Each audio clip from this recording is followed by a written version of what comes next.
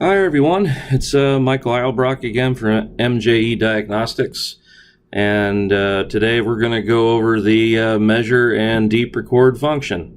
So as you can see here, I've got it in demo mode here. So let's go to measure deep record. And basically what measure deep record is it's drawing off of more of the computer's memory, the PC's memory, so it can collect more data and over time, and then also give you some better resolution as well on the scope when it's sampling, when you're looking at your sample intervals on the scope. Okay, and by sample intervals, I basically mean when it draws the points, the dots across the screen. Okay, so if I zoom out here, and then I'm just going to zoom in, and I'm going to explain to you what I'm talking about. So let me zoom in on a capture here. And how you measure sample interval is when you're on the scope, you basically zoom in really close, and then you're going to measure between 2 points that you can see that are the closest together. Okay, so if I get my cursors here, and if I put one cursor on this point here on this edge, that's a dot that just got put on the scope, that got plotted. Okay, get that measured right. And then I take the other cursor, and then I line it up with the next dot right here. That's the time between the 2 points on the scope where it plots the data, and then it draws the line. Okay, so if I go and look at my my time cursors, look at my period here, the period between those 2 points on the scope here, it says it's at basically 8 microseconds.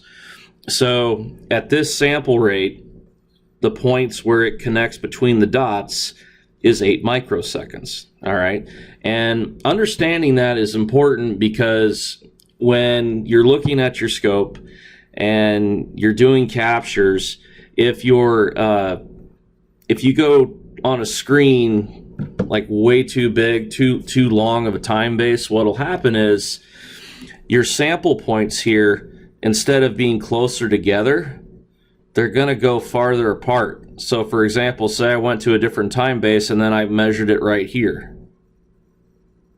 Okay, so now I've got a period of 16 microseconds. So now my sample interval would be on that capture at 16 microseconds. Okay, so just keep that in mind when you're using the deep record function. Now, a couple pointers on this. So from what I've seen using this scope, and it's a great scope and it works great, when you're adjusting your sample rate, so if you look over here to your record time, so right here I'm on a 1 millisecond time sweep, and on deep record it puts a 4-second screen on here. So let me start the deep record, and let's just let this count out.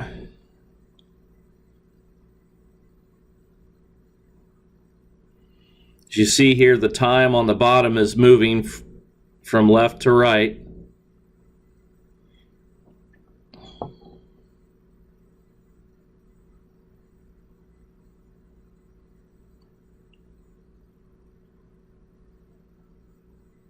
So we're just going to let it collect.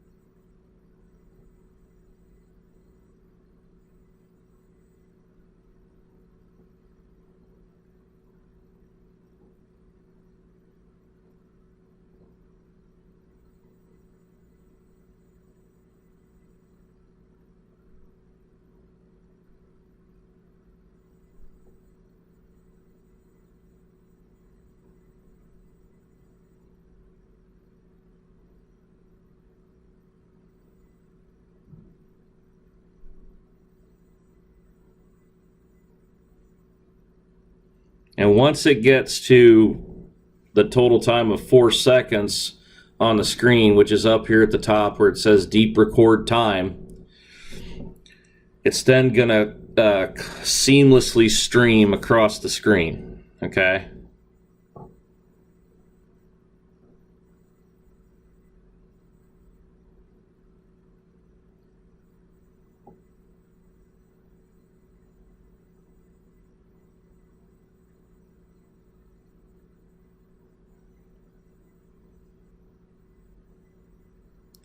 And as you see here now, it's continuously streaming across the screen. Now this is demo mode, mind you. The scope, you know, obviously works different when you're hooked up to live circuits. But this is so you can get the general gist of how the deep record function works and how to understand the controls, okay? And then once I'm done going over this, then I'll actually show you some actual captures, okay? So now it's continuously drawing across the screen at 4 seconds, okay? And so if we stop the scope on this time base, and if I were to zoom in again on the capture and take a measurement,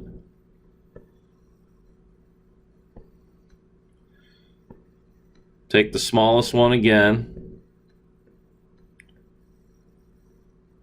So let's see, I'd say probably from this one here to this one here looks the smallest. Get that loop.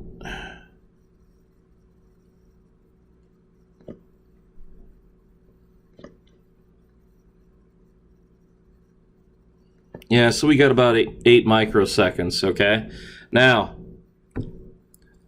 I'm on basically the fastest screen that I can be right now in deep record, but if you look up here at the top for my channels, notice here for your selections, so if you have an 8-channel scope, if you have all 8 channels on, all right, and you're in deep record, and you pick the fastest deep record time, you're going to get your 8 microseconds of sample interval, which that's great, okay? So if there's something you're looking at, like say it's a crank sensor, it's got a lot of teeth on it, you know, then I recommend, you know, you just max it out at the fastest time base to get the best capture that you can.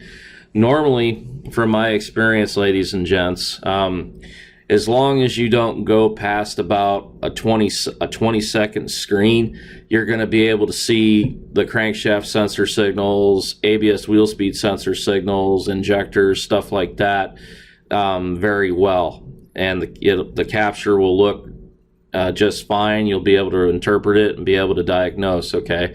But for other, you know, for other signals like checking powers, grounds, and stuff, you might be able to go a little bit further out on time, but I wouldn't necessarily recommend it. I recommend highly that the maximum screen time that you go on deep record is 20 seconds. That's plenty of time to catch a glitch. And besides that, you know, if you got the tablet set up, on the tablet, you can, your pen will be set up where if you hit the button on the pen, it'll stop the scope for you. So you could have the tablet pen in your shirt pocket while you're driving the vehicle, and then if it messes up or stumbles or does something, you just take the pen out, hit the button, and it stops the scope for you, okay? So that's how I do it, and I've had great success, okay? I've been able to fix vehicles with this thing every day. I'm telling you, this scope is awesome. It does the job just fine. And I know, you know, there's a lot of discussion about, you know, sample rate, you know, is having too much scope power, is that a problem? No, it's not. You know, you can if you've got like a Pico, you know, I get it, I understand it. It has more power. I'm not gonna debate that at all. But all I'm saying is that this scope has enough power to look at automotive signals and to diagnose problems. And I've been proving it right and left for about a year or two now with my case studies and everything, and showing everybody that you can fix tons of stuff with this thing. It's a good scope, okay? And I like a lot of the features on this a lot better you know, compared to Pico, you know. So and then of course, you know, that's me being a little bit biased, granted, because, you know, I sell ATS equipment, but you know, I've used a lot of scopes over the years, you know, and I will say this, my most favorite scopes are ATS and Pico, okay, but I kind of am leaning a little bit more towards ATS now these days, so because I just like the setup better. It's just faster to get going, set up, get a capture. It does what I need it to do, and that's to fix vehicles. Okay, so so now that I've gone on a little bit of a soapbox there, sorry. If you look here at your selections here for your microsecond resolution, another thing to keep in mind is when you reduce channels, you get better resolution, and, you know, better sample rate. Okay, so what I always recommend is, you know, when you're doing diagnostics, you know, have a game plan and figure out what you need to have, you know, best for sample rates. So, for example, if you were doing crank misfire, okay, well, if you're doing the crank misfire test over here in tools, right here, okay, then you only need 2 channels for that, okay. So then what I would do is I'd go up here, I'd only select channels 1 to 2. That gives me 500,000 samples a second at the fastest time base and 2 microsecond resolution, okay. So just keep that in mind. Have your game plan, have everything planned out, and then for other situations, then when you need more channels, then you add more channels, of course, you know. So just have a plan, all right. And then if you, like for here, if you go to channel 1, 1,000,000 samples a second on the fastest time base, that's going to give you 1 microsecond sample interval, okay. So if I start the scope just to prove it, so channel 1, 1,000,000 samples a second, 1 microsecond resolution, start the scope, hit stop, I'm going to hit the zoom out, click on the screen, hit the zoom window, draw the box over it, going about right there, cursors between the 2 points.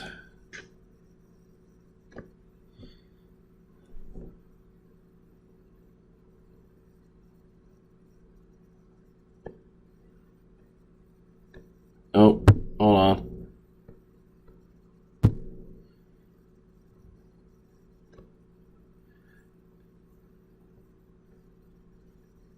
Oh, wait, I've got the deep record time on a 2-second screen. My bad. Hold on. So it's the way this, here we go. Oh, 1.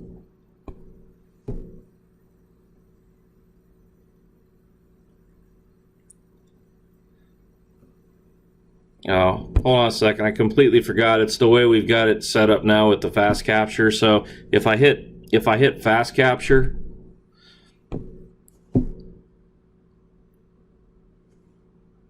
stop,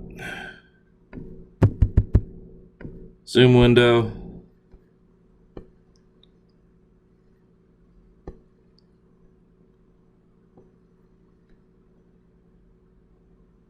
let's see.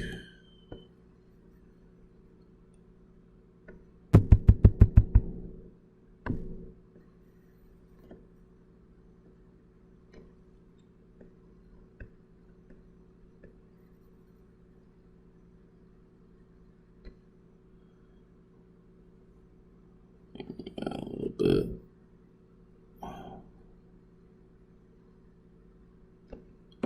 There you go. So you look at the period, 1 microsecond. Okay. So the reason why I had to do that, so with the new feature here, ever since we've had fast capture put in, it's readjusted the deep record time here for max. So if you go to deep record time max and go to 1 millisecond, and then you hit start deep record,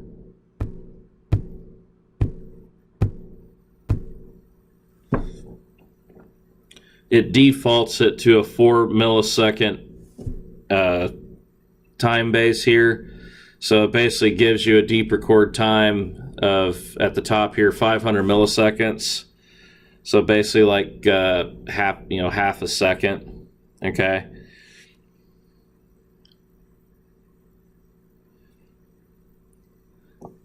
So here it's showing, it's doing it in half, and it's giving you a 2-second screen, okay? So it has to do with the fast capture now, and that's the reason why. And what fast capture does is, if you notice here when I hit fast capture, so I'll hit start fast capture, you notice the screen goes blank. Okay, so the reason why it does this is because it is now basically drawing on all the resources of your PC to help increase your sample interval. Okay, that's what fast capture does. It gives you better sample interval times at longer time bases. Okay, so I hit the stop, and then it comes up. All right, so now say if I was to compare this between deep record and fast capture, let me go back to, I'm going to go to a 16 millisecond screen. Let me get this to change.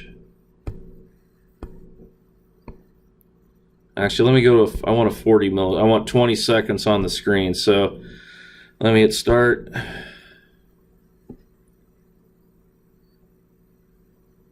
All right, so that's a 20-second screen. I'm gonna hit stop. Let me zoom out. Zoom window. This is regular deep record.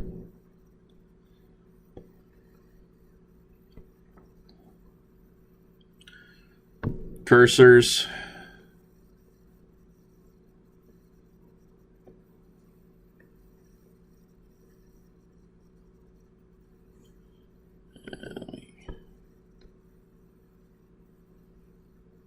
Here, actually, let me pick one that's a little bit more defined.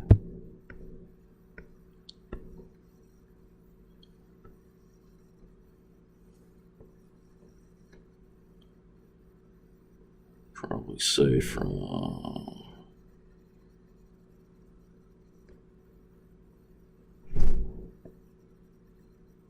there to there.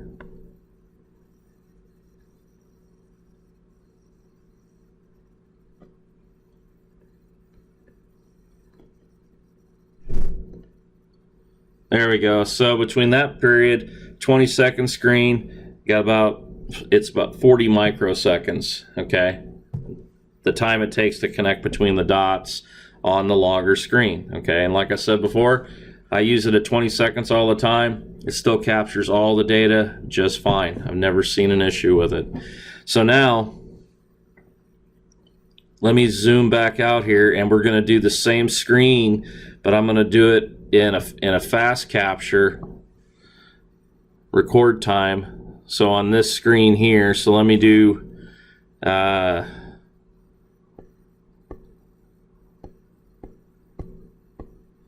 me start fast capture.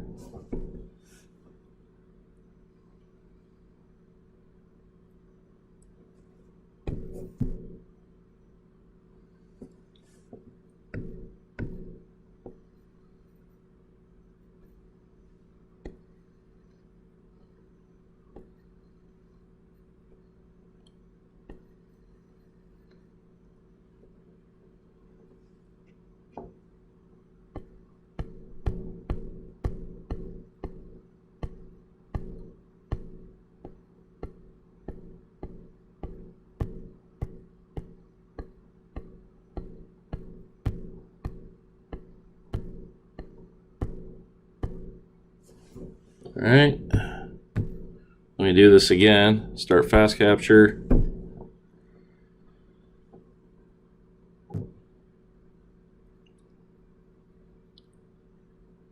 Hit stop. I forgot to readjust the fast capture time, so you have to readjust that too, because I only had it set at a 1 second fast capture time. So let me zoom out. Zoom window. So we had a 40 microseconds. Let's see what we got now.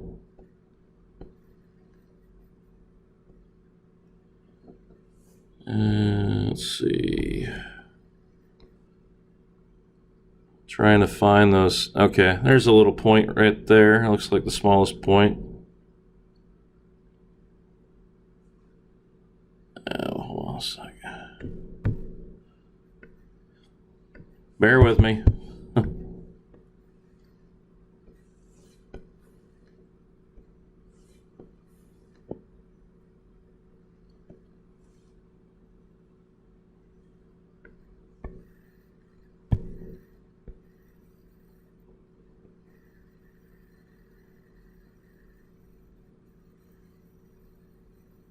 Okay, I'd probably say, yeah, that point right there. So let me get cursors. I go from this point here to this little change right here. No, that's not right. Hold on. I'll go from here to here.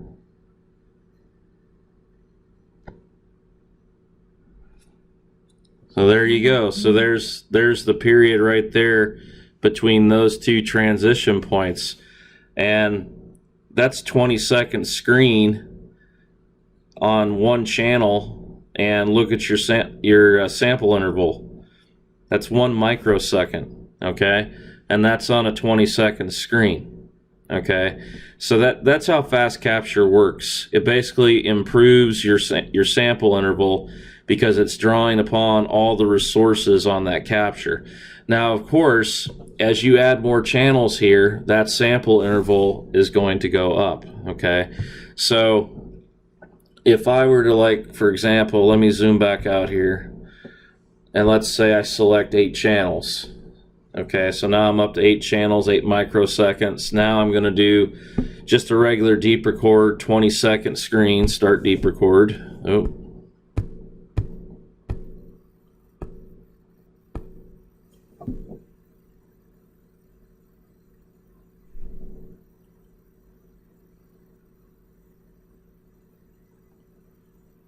So I'm just going to let this collect out to 20 seconds to show you how it matches at the bottom. So watch the bottom of the screen, your time.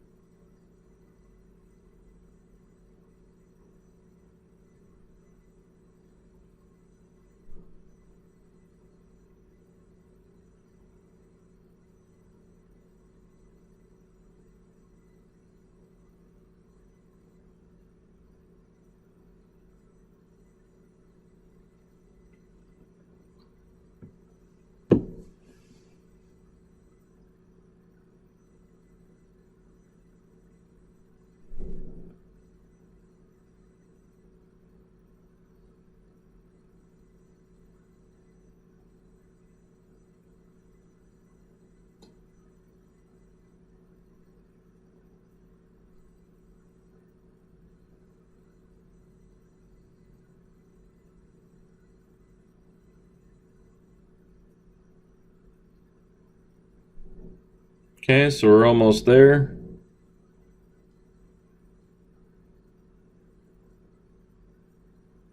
And there you go. It's constantly streaming across the screen, okay? And the buffer in the scope is a circular data buffer, okay? So it's constantly rolling, okay? So you're not going to miss any data. If you have a glitch or something, you're going to see it, okay? Unlike with the picoscope, it stores the data and then saves it, and then it does another screen. So then you have a gap in between screens. So if it happens between the gap, you're gonna lose data. Okay, so that's the benefit with the ATS scope. Okay, now of course there is a fix for that with Pico, and I bet everyone knows that. You can use a repeat trigger on Pico and put the trigger like all the way out of the way of the channel where the trigger criteria cannot be met. And then when you do that, Pico will do the same thing. Okay, so which is fine. You know, it's just with that, you know, that's just an extra thing that you have to know about. And if you're a new user and you don't know about that, well, that's going to hurt you.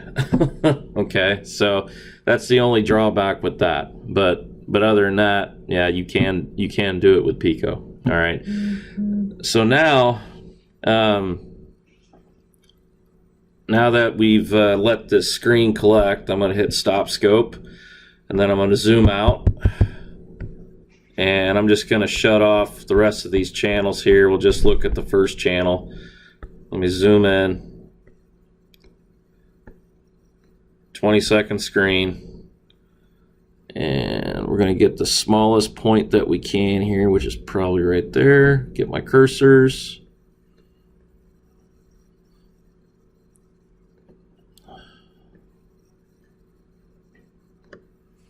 And we got about 40 microseconds. Okay, so now if I zoom out and I've got all 8 channels on, I'm going to do a fast capture, and let's compare it, see if there's any change.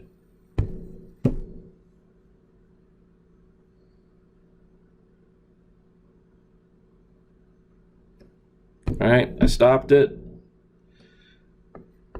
So let me turn off these.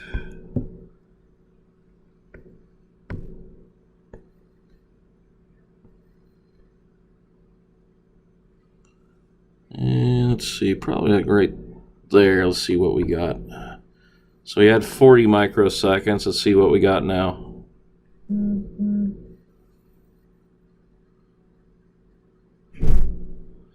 Oh, looky there.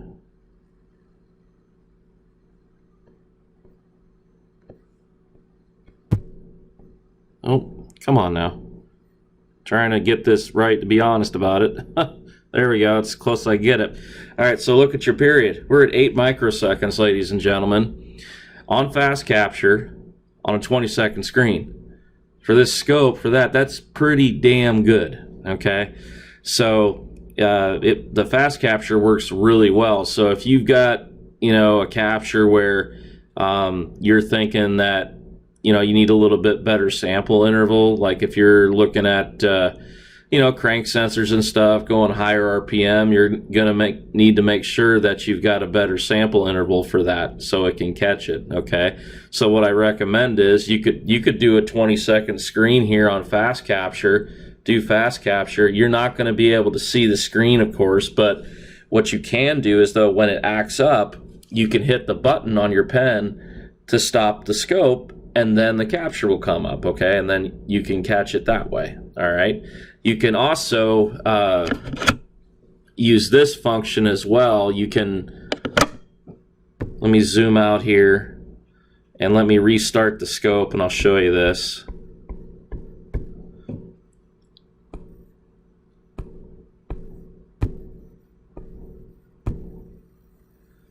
All right, so say for example you're driving it down the road and you feel the problem, it stumbles, whatever.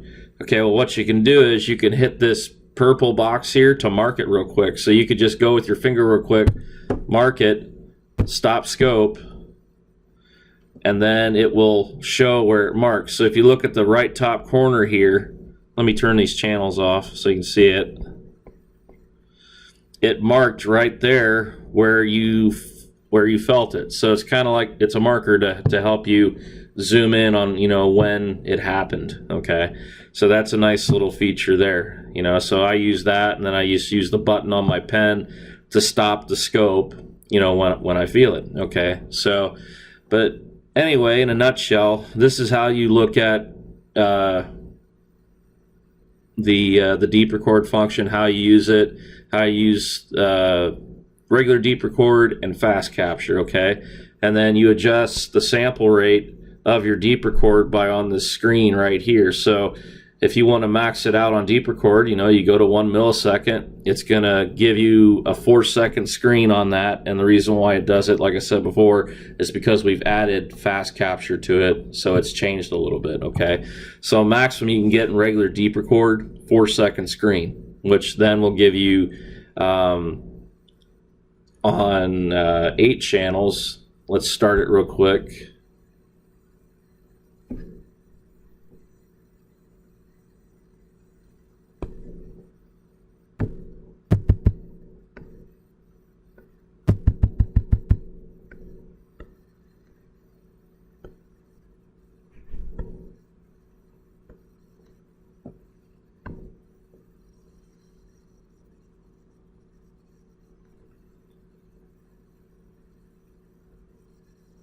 Should give you 8 microseconds. Well, actually it'd be 2 microseconds because we're, hold on a second. No, it gives you 8 microseconds. Sorry about that. I got it mixed up. So yeah, so here if you're on that max time, okay, for 8 channels, then you're gonna get 8 microseconds resolution here, as it says on the scope, okay? So just use this as your baselines, okay? So you know at the fastest screen with the number of channels you have, this is going to be the max resolution you're going to get, okay? But then if you need better resolution to improve and you're doing a drivability problem, then you can do fast capture and it will increase your sample interval at longer time bases, okay? So it's actually pretty snazzy. It works pretty well. All right, so now you put those back on. Now that I've gone over that, I think that the next thing we need to go over is let me show you some zoom features of the scope. So instead of looking at this demo mode here, I'm going to go into a capture and load it. So let me load it. In this one, I basically did a injector current and crankshaft position sensor trace, so I can show you how to zoom in and zoom out, and then I can also show you the crank misfire feature here as well. Okay, so first thing here, if you look on your screen here, you've got cursor to this box. You've got cursor, pan hand, zoom window, zoom in, zoom out to full, zoom set, zoom to set, and zoom undo. Okay, most of the time my favorite one here is zoom window and zoom out. So I'll hit zoom out first, just a little bit. You tap on the screen, then I'm going to hit zoom window, and then I'm going to draw in between the two areas I want to see. So this is crankshaft and injector 1. And now what I want to do is I'm going to hit pan hand here, and if you hit pan hand, it makes you drag capture, move it back and forth on the screen, okay? Now I'm going to hit zoom window again, touch it, draw it across the screen, and here I'm going to do some measurements. So I want to use cursors, so I'm going to tap on cursor, and then I'm going to hit get cursors to reset it. So if you get your cursors messed up, all you need to do is hit get cursors again and it'll reset it for you. So now I'm going to touch the first one I need, and I'm going to count these teeth because I want to see how many teeth I have here on this crankshaft position sensor. So this is on a Cummins B67, a 2016 model, and it's got 60 teeth on the crankshaft sensor. It's a 60 minus 2. So I'm going to count these out here. So I've got 1, 2, 3, 4, 5, 6, 7, 8, 9, 10, 11. Okay. And this crank sensor is a pull down design. And if you look here on the falling edge, the injector fires. Okay. So here, that's going to be my top dead center number 1, okay, on this trace. So now that I've got that, what I'm going to do is I'm going to now use my zoom set, And what that's going to do is it's going to keep this in my memory of this capture here. So I set it. Now I'm going to hit zoom undo.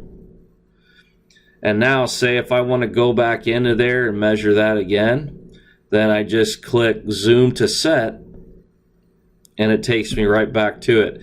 So it makes it a little bit easier to get back and forth, you know, between your captures, okay? So now I'm going to hit zoom undo, and now it takes me back to this last spot that I was at. So I'm going to hit panhand, go over a bit, then I'm going to hit the cursor button, get my next cursor,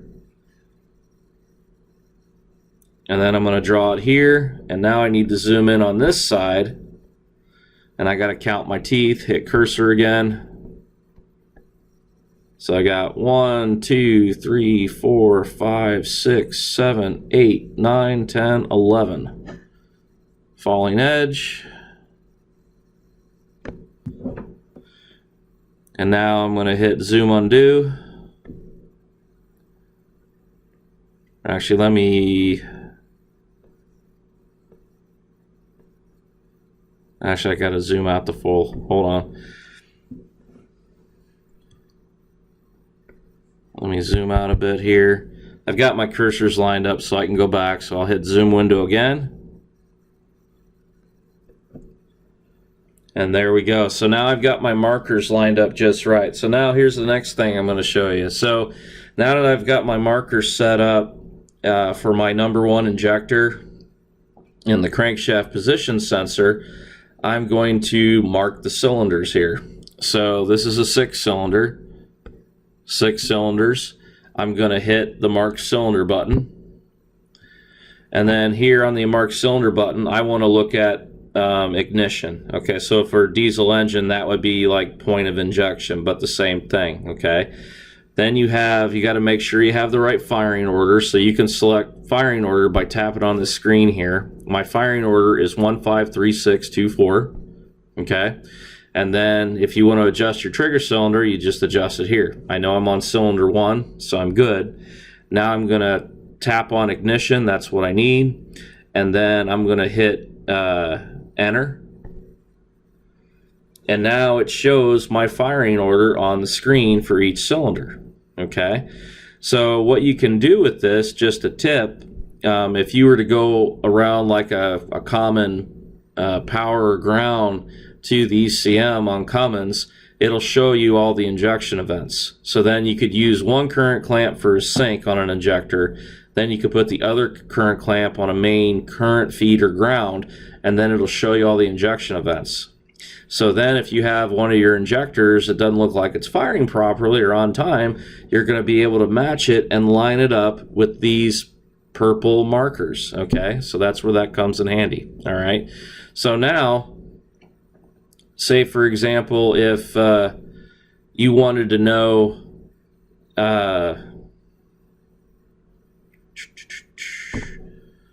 when all your intake events were happening. Okay, so if you had an intake transducer hooked up, okay, then you could tell that. All right, so if I go intake and I trigger it on cylinder 1 and I hit enter, now it's going to show all your intake events. So the first one here would be intake number 6 cylinder, intake number 2 cylinder, intake number 4 cylinder.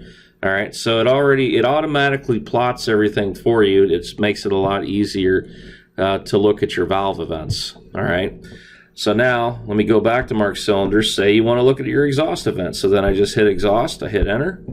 Now it's going to show all your exhaust events. Okay, if you've got an exhaust transducer hooked up with this as well. All right, so that's pretty cool as well. Now, say you've got this hooked up with an in-cylinder pressure transducer. I've done in-cylinder on diesels. So if you go, instead of marking cylinders, if I mark cam, now it's going to show the cam. So top dead center, 180, 360, 540, and 720. Okay, so then you can look at that on the position of the crankshaft sensor with your waveform, with your in-cylinder waveform as well. Okay, so that's how you use that. And then if you wanted to measure your degrees, then you just zoom in on what you want to look at.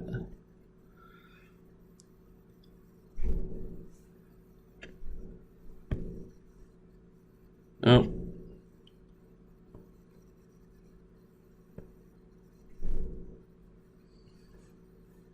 Cursor. So if you look here at the top right, you got RPM and degrees. So as I was moving that, my degrees is changing. So you can measure in degrees how much your timing is off, basically, okay? So that's how you would adjust it. So let me hit zoom out to full. And that's pretty much it for showing how to mark cam, mark your cylinders, look intake, exhaust, ignition events. Now if you want to turn your channels on and off here, you've got these channel buttons here, bottom right. So if you just push on the on button, it turns your channels back on and off, okay? Here I've only got 2 channels, so turn that one off, turn that one off, on and back on, okay? Okay, so now say you want to move these channels up and down. Well, if you look at the right here of your channels, there's these little triangles here. So if I click up on the channel, it'll move it up and down. But keep in mind when you do that, it changes your voltage measurements. Your voltage measurements will be off. So before you do that, make sure you take it at the regular setting.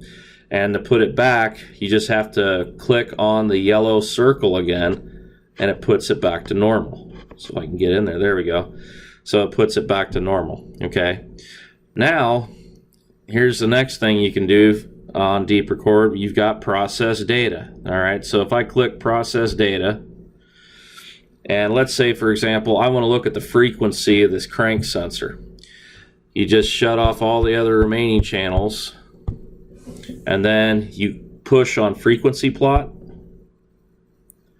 It's now showing the frequency of the crank sensor, and also, as you can see here, every time the frequency goes down, that is showing the piston in the engine going to top dead center, okay? So frequency goes down, the piston goes up to top dead center because it's slowing down because that's on compression, and that's basically showing you cylinder contribution as the engine is running, okay? So you can use this to your advantage to find cylinders that are not firing properly, all right? So you can do it this way if you want, but the other way that's a little bit faster and easier is you do the crank misfire, okay? So now, let me reload this file, because when you do the frequency plots and stuff, in order to get the file back to normal, you just have to reload the data. So I'm just going to reload it. Now I'm back to normal, and I'm going to zoom out here a little bit. And what we're going to do next is I'm going to hit process data, and since this crank sensor's kind of like a duty cycle to an extent, what I can do here is I can show you how to do a pulse width modulation plot. Okay, so if you look here, it's right below frequency, and you've got a couple options. You've got invert pulse width modulations. So what that means is, for invert pulse width modulation, that means it's going to look at the negative edge of the signal for a negative duty cycle, and it's going to count the duty cycle that way. If you know your signal is positive, you're going to leave this deselected. But since I know mine's a pull down design, okay, I'm going to click invert, and then it's going to show the negative duty cycle for me, okay? So I'm going to hit pulse width modulation plot, and as you can see here, on average, and in between the spikes, let me get my cursors, it's showing about a 52%, 53% duty cycle, okay? So that's how you look at your duty cycle on duty cycle components, and it's very helpful if you're trying to see a glitch in a duty cycle signal, okay? So say, for example, you know that you shouldn't have this signal here with these spikes, that gives you an indication something's going on with the signal, and then you can zoom in on that area to find the problem. Okay, so let me hit load, reload data, and that's how you do the pulse width modulation plot. Okay, now if you want to move channels up and down here, you can. You do add offsets. So if you wanted to move channels up and down this way, you can. You just either hit up or down on the little arrows. You can do it that way. But now with the new feature with the arrows on the side by the channels, I actually like doing it that way better. Okay, so that's what I like to do. Now the other thing that's just really cool is now we have a feature where you can vertically expand these channels to give you more resolution. So for example, say if I wanted to make this number 1 channel in yellow, the crank sensor, bigger, all I need to do is just adjust this with the scope. So let me turn this up, see if I can get this to go up for me.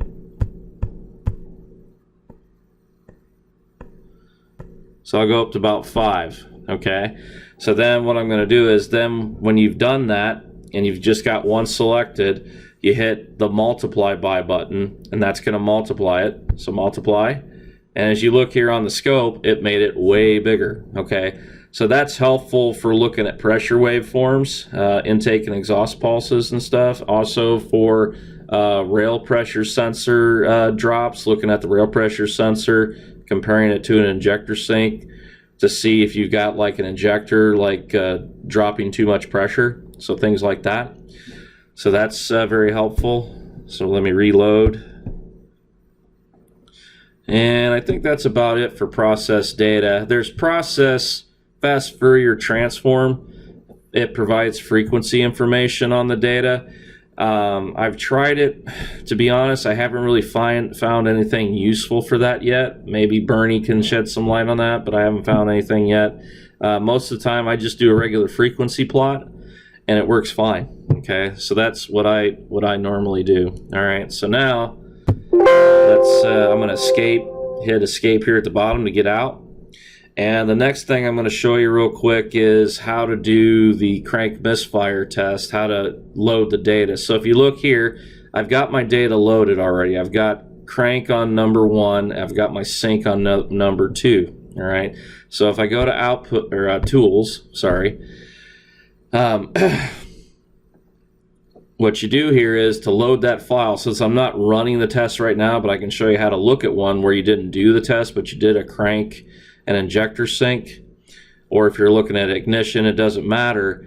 You can still use this tool. So all you have to do is you just have to load it. So what I'm going to do here is, since it's already been loaded and I did it once, let me X out of the program and let me go back in.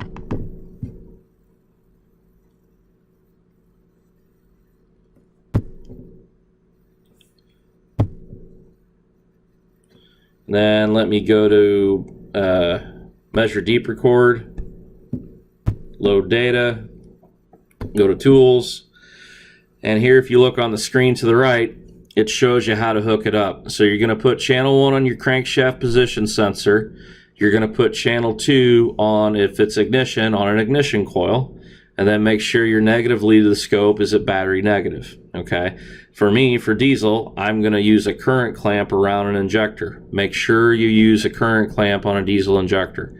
Okay, because if you use a regular voltage lead, it's going to mess up the test, and that's because diesel injectors fire multiple events. Okay, so you want to look at when the current is flowing through the injector in order to see if you do have a misfire. Okay, so what I'm going to do here is I'm going to process the loaded file, which I already have right here. Okay, so I'm going to click process loaded file,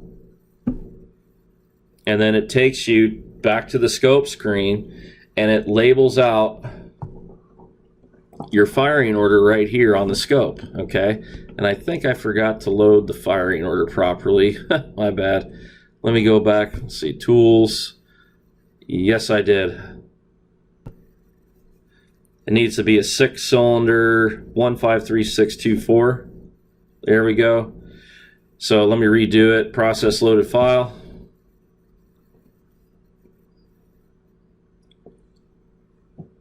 And let me go back out here. Hold on. It boo-booed.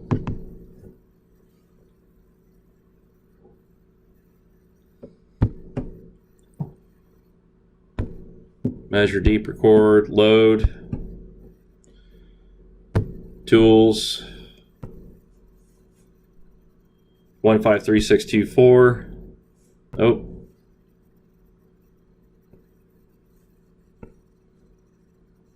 Where'd it go?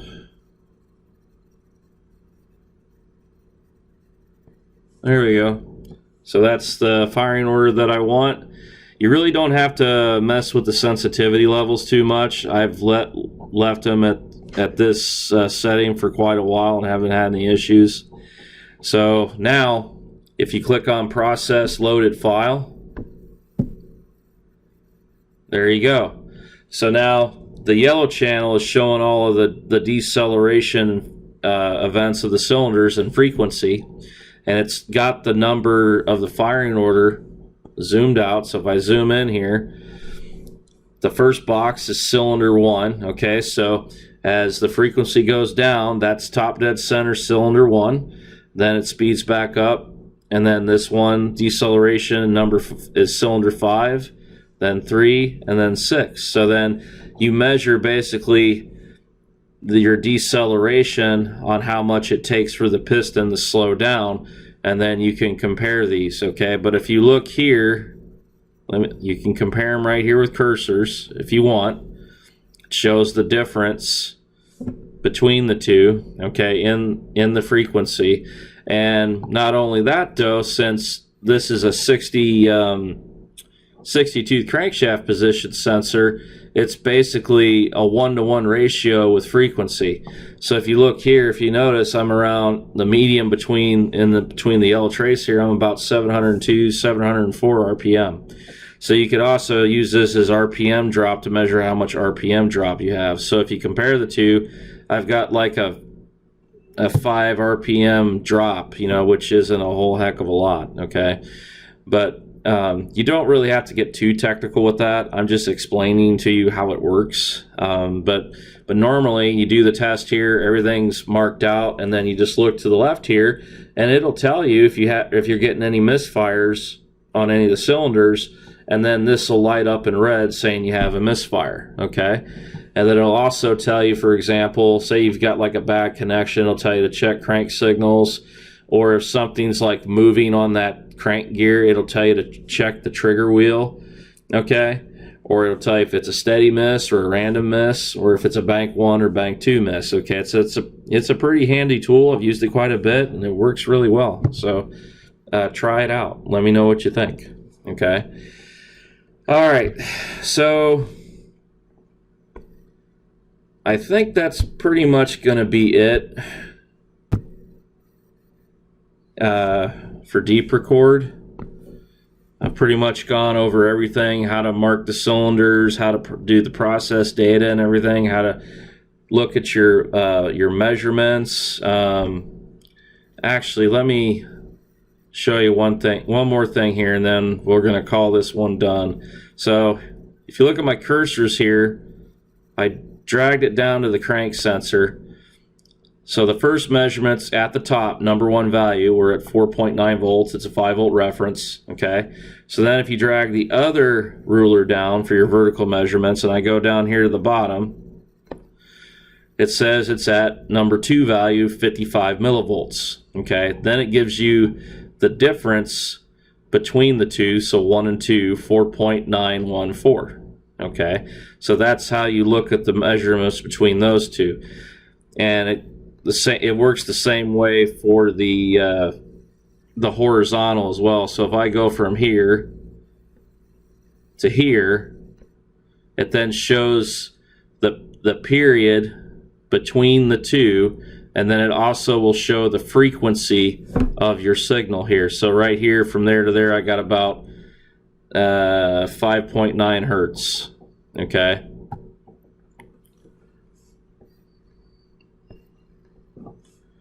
So that's how you do the voltage measurements and the time measurements, okay?